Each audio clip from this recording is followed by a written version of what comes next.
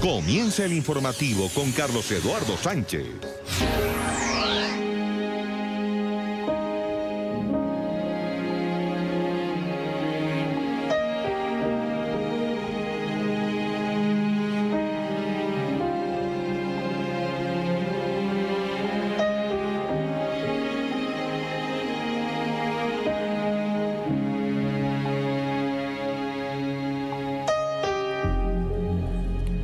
La Amazonía lleva 3 semanas ardiendo. Solo desde el jueves hasta hoy.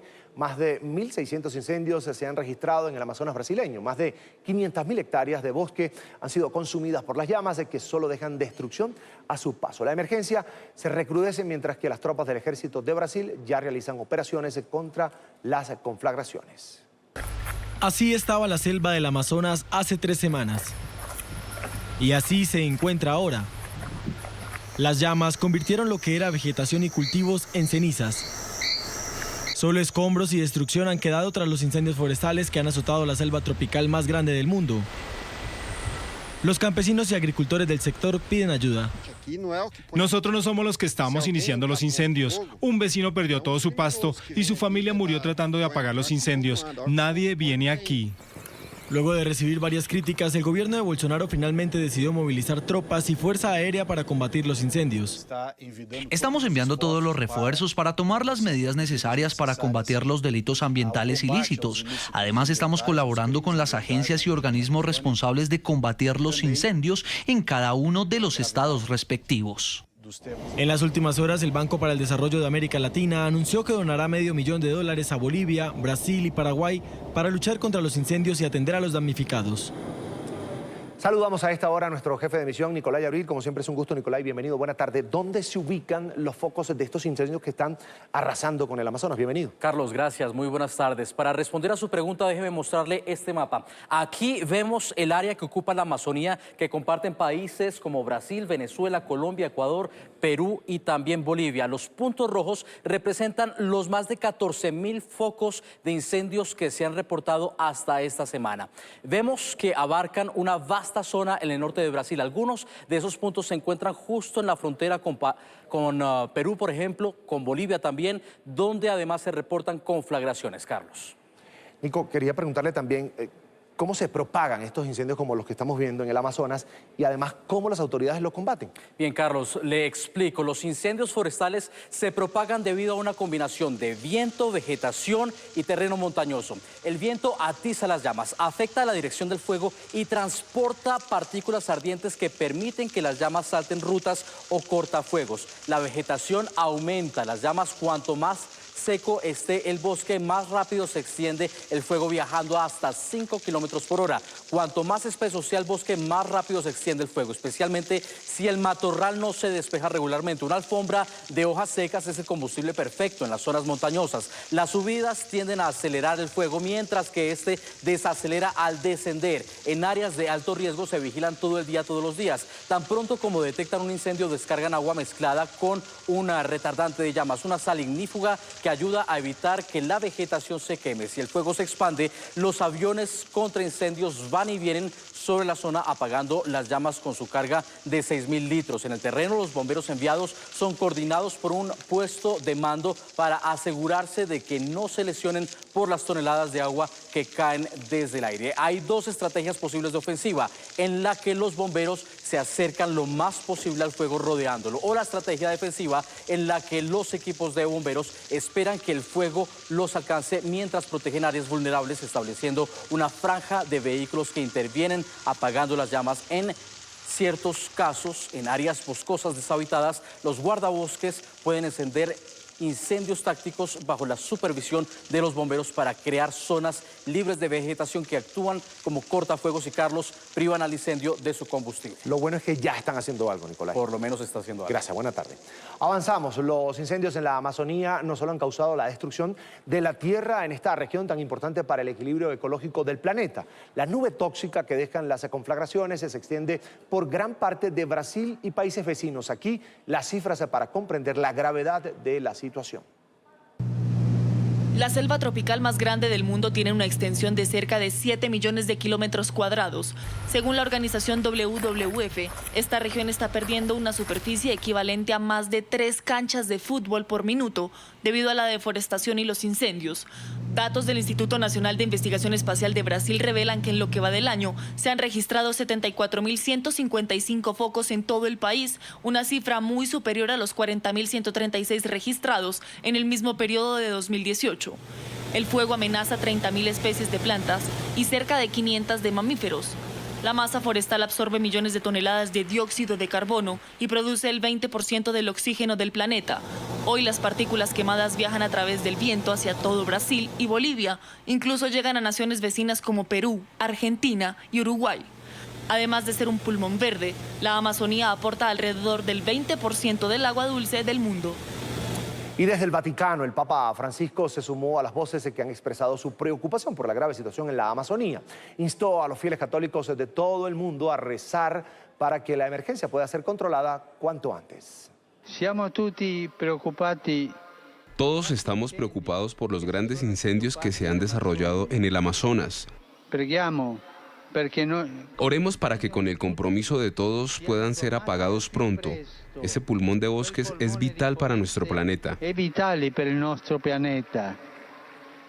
La actriz y activista estadounidense Angelina Jolie también mostró su preocupación por la tragedia ambiental en la Amazonía brasileña. Afirmó que hay una necesidad urgente para proteger la selva tropical y no ponerla en riesgo por el comercio que afecta los recursos naturales.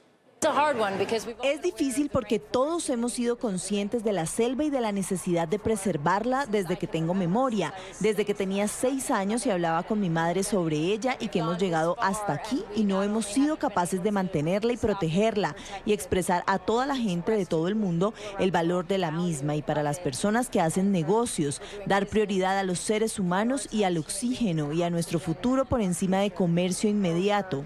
Es absurdo que estemos en esta etapa de nuestras vidas, así que es preocupante. Por su parte, el presidente de Colombia, Iván Duque, expresó su solidaridad al gobierno de Jair Bolsonaro. Dijo haber ordenado a las agencias estatales brindar apoyo a las autoridades de Brasil para contener las llamas en el Amazonas. Expresar nuestra solidaridad y nuestra preocupación y nuestro dolor frente a los incendios que se han presentado en la hermana República del Brasil. Hemos enviado mensajes a través del Ministerio de Ambiente, a través de la Cancillería, de la Unidad de Gestión del Riesgo, para apoyar en lo que sea necesario para enfrentar esos incendios, porque Colombia es solidaria ante esa situación y nosotros somos un país que tiene una parte importante de la Amazonía y tenemos adicionalmente la mayor biodiversidad por kilómetro cuadrado después del Brasil. Y es que Colombia también se ha visto afectada por la deforestación en el Amazonas. Entre enero y julio de este año, ese país ha perdido más de 100.000 hectáreas de bosques precisamente en la Amazonía. La Amazonia colombiana sufre. Más de 138.000 hectáreas de bosque desaparecieron por la deforestación que registró un incremento entre 2016 y 2018. En el 2018 hay una tendencia a la estabilización, pero estamos en un punto muy alto. Justamente la Amazonia colombiana registra los más altos focos de deforestación en la cuenca. El tema de la acumulación de tierras, que es el principal fenómeno de deforestación y obviamente asociado al tema de acaparamiento de tierras, la expansión de la frontera agropecuaria. Rodrigo Botero asegura que en 4 zonas protegidas del país se ha detectado deforestación: el Chiribiquete, la Sierra de la Macarena, la Reserva Nacional Nucac y la Tingua. Justamente, esta última es la zona más afectada, 16.000 hectáreas deforestadas en 2 años. Este parque concentró casi la mitad de la deforestación del municipio de La Macarena en el año 2018, siendo La Macarena el segundo municipio con mayor deforestación del país. En el mismo periodo se habrían deforestado más de 4.000 hectáreas en el Chiribiquete, la zona con mayor biodiversidad de la Amazonia, además de ser uno de los puntos donde inició la población de la región amazónica. El gobierno está empezando a desarrollar una estrategia importante de acompañamiento, no solamente el tema de la aplicación de la ley y los operativos, sino que hay una estrategia interinstitucional. También el patrimonio cultural está en riesgo. Se han detectado focos de deforestación en otros 2 parques nacionales, Los Picachos y La Playa. Los incendios forestales también azotan el oriente de Bolivia, donde el fuego ha arrasado con miles de hectáreas de bosque. El gobierno lanzó un llamado de emergencia porque el humedal más grande del mundo, ubicado en la zona fronteriza con Brasil y Paraguay, está amenazado por la inminente llegada de las llamas. Esta es la imagen de la Chiquitanía, la zona más crítica de los incendios en Bolivia. En medio de las montañas se ve humo, árboles calcinados y pastizales en llamas. La zona es fronteriza con Brasil y Paraguay, donde también existen focos de calor. La veloz propagación del fuego eleva la temperatura y complica las labores de los bomberos en tierra. Se espera que el supertanker, considerado el avión bombero más grande del mundo, llegue a la zona en las próximas horas. Focos de fuego pequeños, aislados, se apagan con helicópteros, con avionetas o con trabajo manual. Los focos o ya las cortinas de fuego densas van a ser con el supertanque. El presidente Evo Morales anunció una reunión de urgencia con su gabinete para tomar nuevas decisiones sobre cómo cuidar la Amazonia. Que hagan cotizaciones, especialmente a los miembros de la Fuerza Aérea Boliviana. Trabajen un proyecto para dotarnos con un avión tanker y no estar alquilando como estamos alquilando en este momento. Los incendios forestales avanzan en zonas boscosas y amenazan el Pantanal, considerado uno de los pulmones de la humanidad y el pantano de agua dulce más grande del mundo.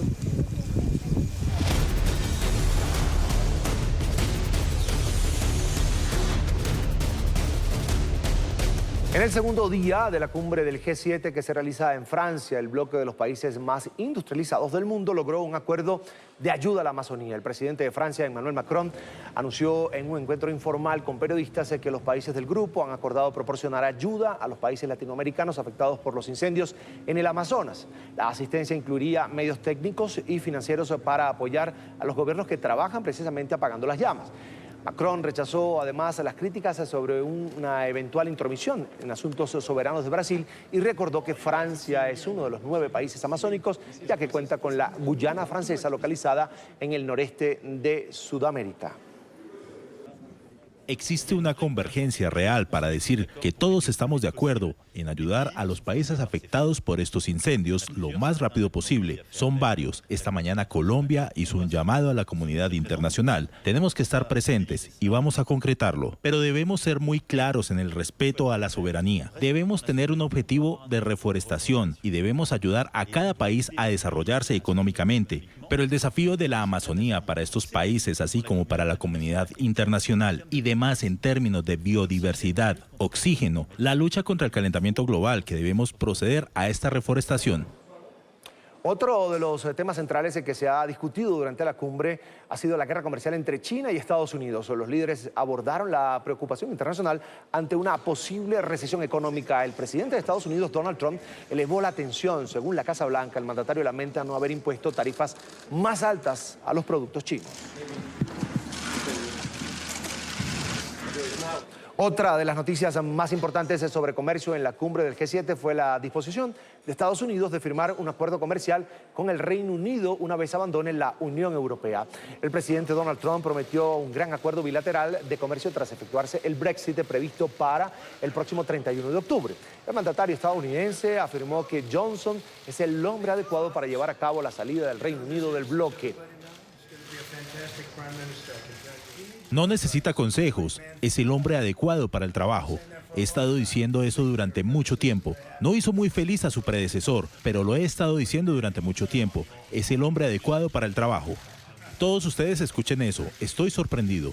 Estamos buscando tener algunas conversaciones bastante exhaustivas sobre cómo llevar nuestra relación en todo tipo de formas, particularmente en el comercio, y estamos muy entusiasmados con eso.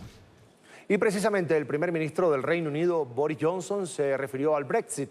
Se mostró optimista sobre alcanzar un acuerdo de retirada con la Unión Europea. Sin embargo, ratificó su posición ante un escenario de un no acuerdo. Creo que en los últimos días ha habido una especie de toma de conciencia en Bruselas y en otras capitales europeas de que ustedes saben cuál es la forma del problema para el Reino Unido, y creo que todo el mundo ya lo sabe. Tiene que ver con ese acuerdo de retiro, tiene que ver con el hecho de que bajo los términos actuales nos mantendremos encerrados en el ordenamiento jurídico de la Unión Europea, nos mantendremos encerrados en el sistema comercial, sin poder opinar sobre aquellas cosas que no pueden funcionar para una gran economía, un gran país como el Reino Unido. Y este domingo las esposas de los líderes del G7 visitaron los campos del País Vasco francés. Guiadas por la primera dama de Francia, Brigitte Macron, recorrieron la región del suroeste mientras sus esposos asistían a la cumbre de Biarritz. Probaron un juego llamado pelota vasca, luego recorrieron diversas tiendas y finalmente degustaron la sangría local. Y mientras las primeras damas probaban sangría, cientos de manifestantes se tomaban las calles de Bayona, cerca a Biarritz, en Francia. Lo hicieron con retratos boca abajo del presidente anfitrión, Emmanuel Macron, que fueron robados de ayuntamientos locales, desafiando así las políticas del gobierno actual. Uno de los organizadores de la manifestación será juzgado en septiembre por el robo de uno de estos cuadros y podría enfrentarse a 5 años de prisión y a una multa de aproximadamente $83.000.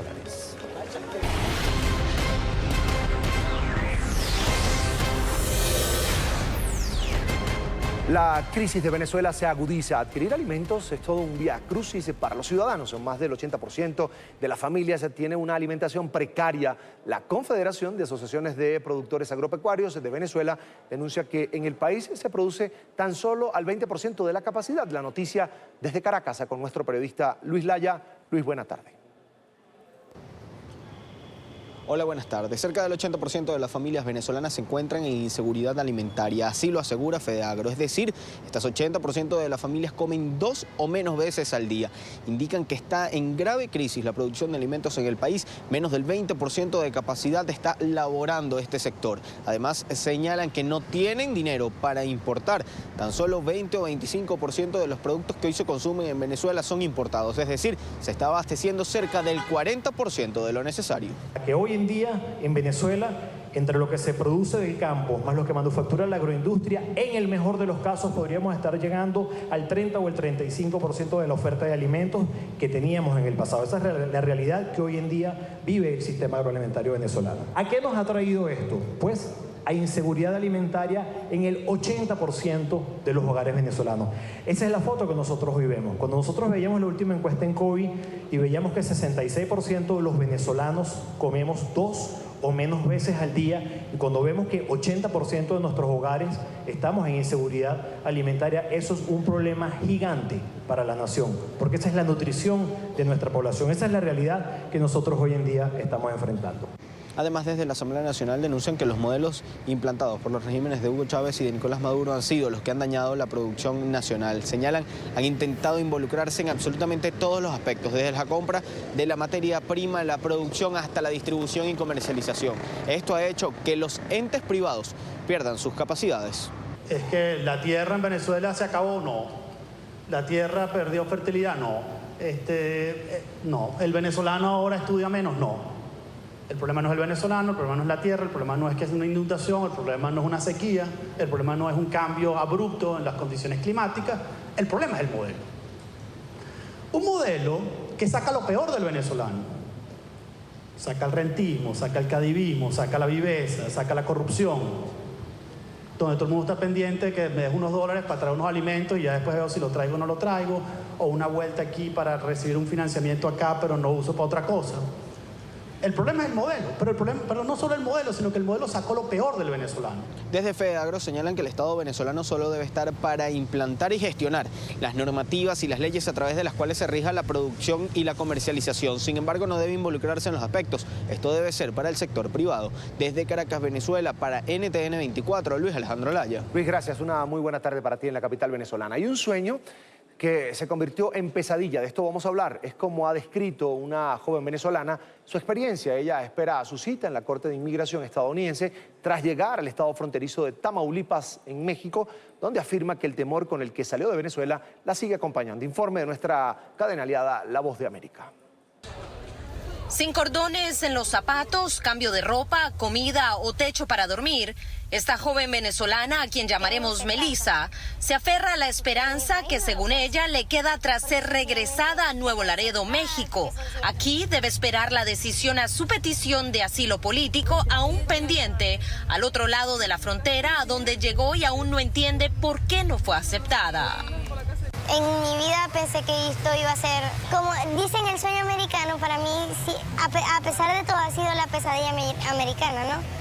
Así testimonió a La Voz de América esta joven opositora del gobierno en disputa de Nicolás Maduro, quien explicó lo que la motivó a salir de Venezuela. Porque me da miedo y terror que me maten. Consecuencia de su activismo, afirma. Hacer la portavoz de que ese gobierno maltrata, humilla, amenaza, de que tiene todos los poderes públicos a su favor.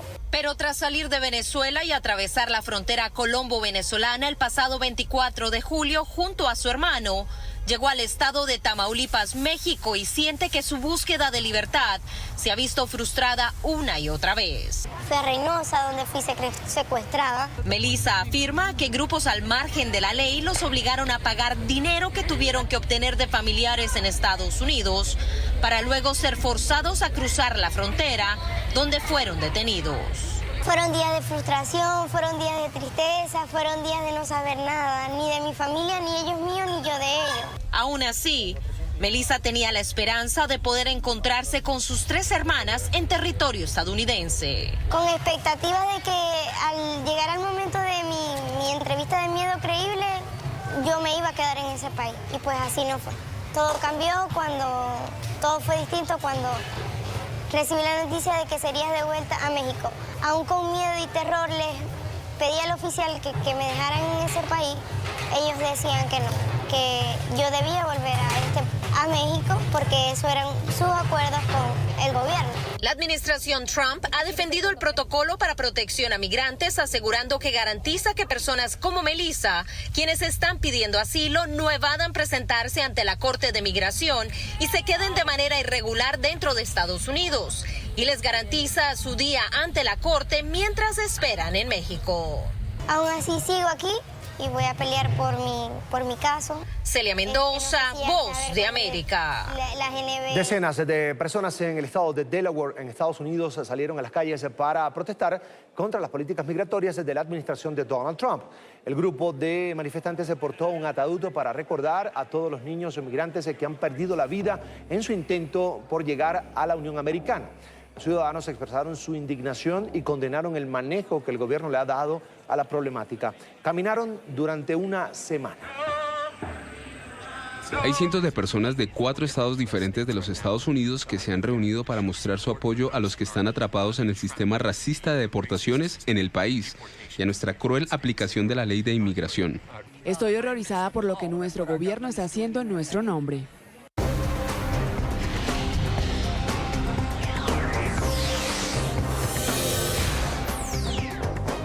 En Nicaragua, las defensoras de los derechos de las mujeres denuncian persecución por parte del gobierno del presidente Daniel Ortega.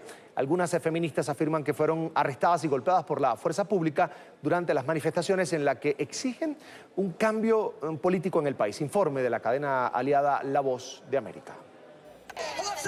Mirna Blandón lleva más de 10 años luchando por los derechos de las mujeres en Nicaragua. Afirma que la decisión de exigir igualdad entre hombres y mujeres le ha costado agresiones, arrestos y amenazas de muerte. Este lunes Blandón fue llevada a prisión momentáneamente por las fuerzas de seguridad del Estado. Un atropello más del régimen, de la dictadura Ortega Murillo, porque efectivamente con esto pretenden, por un lado, amenazarnos a nosotras para no volver a salir. 2, es como aleccionar a la ciudadanía para decirle, todo el que lo haga va a correr esta misma suerte. Las organizaciones de mujeres como el Movimiento Feminista de Nicaragua que dirige Mirna Blandón aseguran que el gobierno del presidente Daniel Ortega tiene una política contra estas ONGs. Este régimen, este gobierno, nunca ha estado a favor de las mujeres. Entonces nosotras no venimos desde el 18 de abril haciendo nuestra demanda porque se respeten y se garanticen la vida y nuestros derechos. Para empezar, nuestra historia antecede al 18 de abril porque siempre hemos enfrentado a este y a otro gobierno. Sin embargo, algunos funcionarios, como el comandante de la Revolución Sandinista, Edén Pastora, asegura que las defensoras de las mujeres quieren crear el caos en el país. En Nicaragua se puede hacer todo, lo que no se puede generar el caos. Lo que no se puede es hacer manifestaciones sin autorización de las autoridades. Lo que no se puede es violar la ley. Y estas creen de que aquí no hay ley, no hay orden, no hay disciplina, no hay nada. Mientras las organizaciones feministas advierten que el Estado no tiene políticas de igualdad de género, las autoridades aseguran que son respetuosas de los derechos de las mujeres. Desde Managua, Nicaragua, Donaldo Hernández, Voz de América.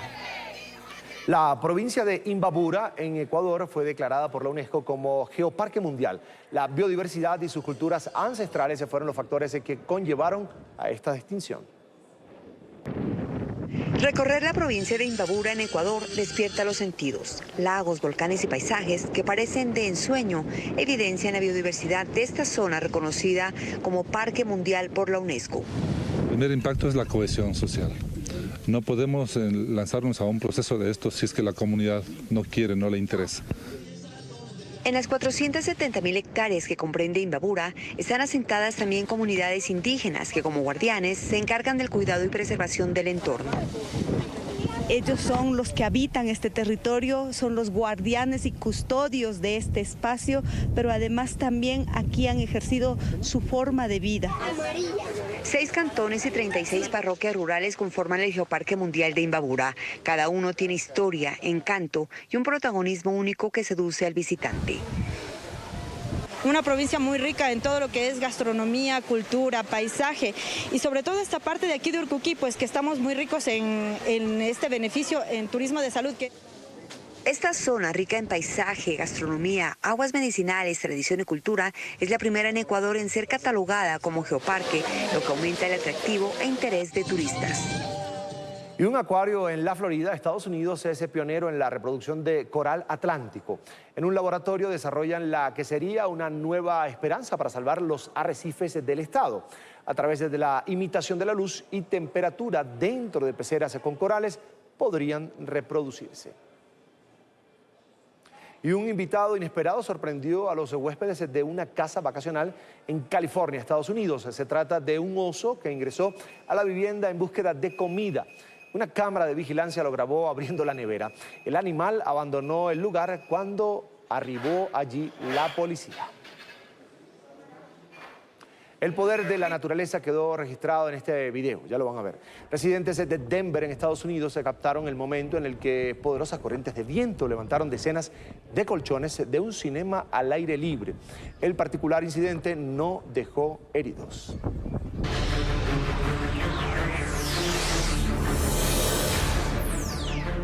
Francia celebra hoy los 75 años de la liberación de París. Las fuerzas nazis habían tomado la capital francesa en 1940, pero el surgimiento de un levantamiento les permitió liberarse del yugo alemán. Esta batalla constituyó un momento crucial en el final de la guerra. Supuso el inicio del fin de la ocupación nazi en Europa occidental. La défaite française. La derrota de Francia ha sido causada por la fuerza mecánica, aérea y terrestre del enemigo. La acción fulminante de tal fuerza ha acabado con la moral del comando y del gobierno. Tras casi 4 años de ocupación alemana, el 25 de agosto de 1944, civiles, militares franceses y tropas aliadas se sumaron al enfrentamiento que buscó la liberación de París. La victoria de la batalla de Normandía tras el desembarco de las tropas aliadas el 6 de junio de 1944 posibilitó el avance militar hacia la capital francesa y alentó a la población parisina, que se sublevó el 18 de agosto, iniciando así la rebelión.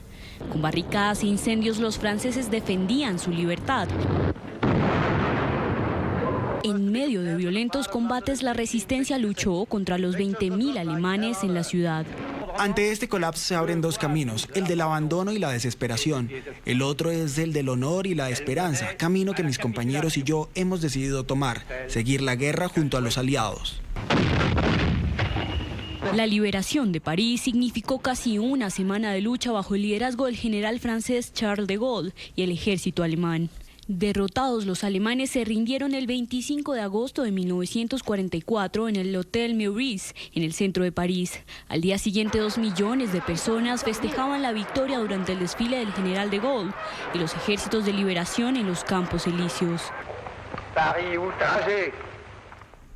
París indignado, París roto, París martirizado, pero París liberado, liberado por sí mismo, liberado por su gente con la ayuda de los ejércitos de Francia. En la batalla de París murieron más de 1.100 miembros de las fuerzas francesas y unos 600 civiles y más de 3.000 soldados alemanes. Han pasado 75 años que han cerrado las cicatrices de la guerra.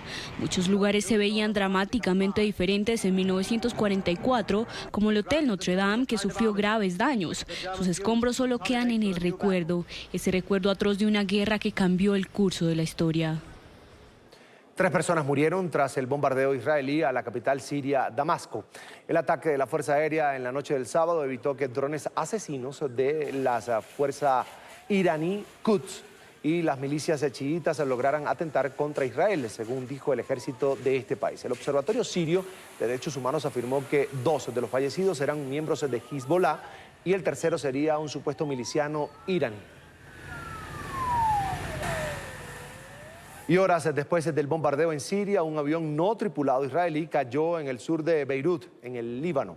El primer incidente de este tipo en más de una década se registró en los suburbios dominados por la organización terrorista Hezbollah la madrugada del domingo. Un segundo avión no tripulado cayó y explotó, dejando solo daños materiales, según informó el ejército libanés, que cerró las calles donde comenzó un incendio posterior a la explosión. Cerca de 200.000 manifestantes de la etnia Rohingya conmemoraron el segundo aniversario de la huida de Myanmar. Los refugiados que permanecen en Bangladesh esperan una solución significativa que les permita tener una mejor vivienda y el acceso al trabajo para no depender más, como en los últimos 2 años, de la ayuda humanitaria. Hoy también recuerdan el llamado Día del Genocidio por la represión oficial de la que fueron víctimas en 2017. Y las fuerzas surcoreanas adelantan ejercicios militares en las islas de Takeshima, cuya soberanía reclaman Seúl y Tokio. Los ejercicios provocaron protestas en Japón 2 días después de que Corea del Sur amenazara con romper un pacto de intercambio de inteligencia con Japón.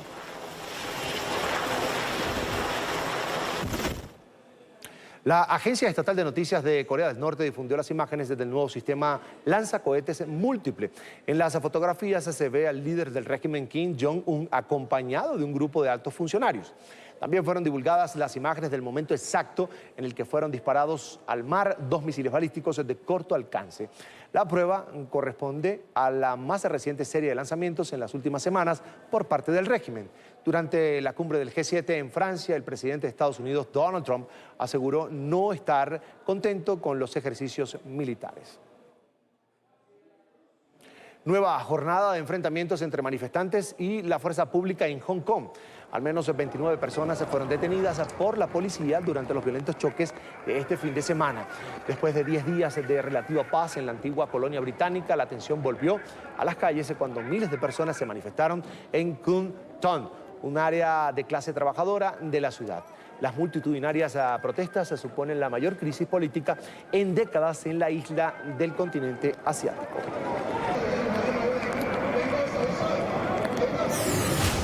Y familiares de agentes de la policía de Hong Kong se reunieron para pedir a los uniformados que reduzcan el uso de la fuerza durante las protestas.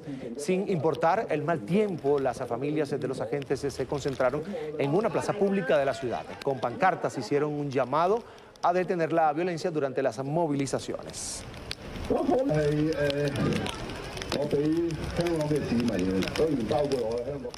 Cambiamos de tema. Como un homenaje al cantante Ed Sheeran, en una ciudad ubicada al este de Inglaterra, se realizó una exposición que lleva el nombre de My in Suffolk. A través de diferentes piezas se realiza un recorrido por la infancia y primeros años de carrera musical del artista.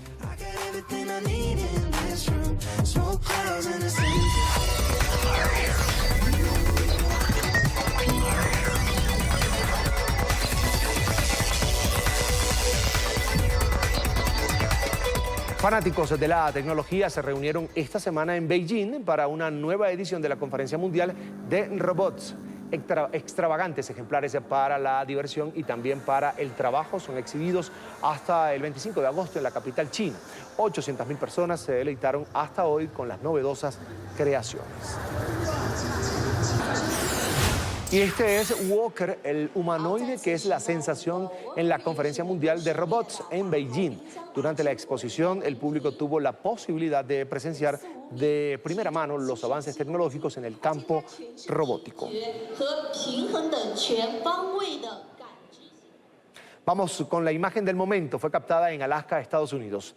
En video quedó grabado el momento en que un glaciar colapsa por partes. 2 personas que se encontraban navegando en kayak presenciaron el instante. Se salvaron por pocos metros de ser arrastrados por una gran ola y sufrieron además la embestida de la corriente.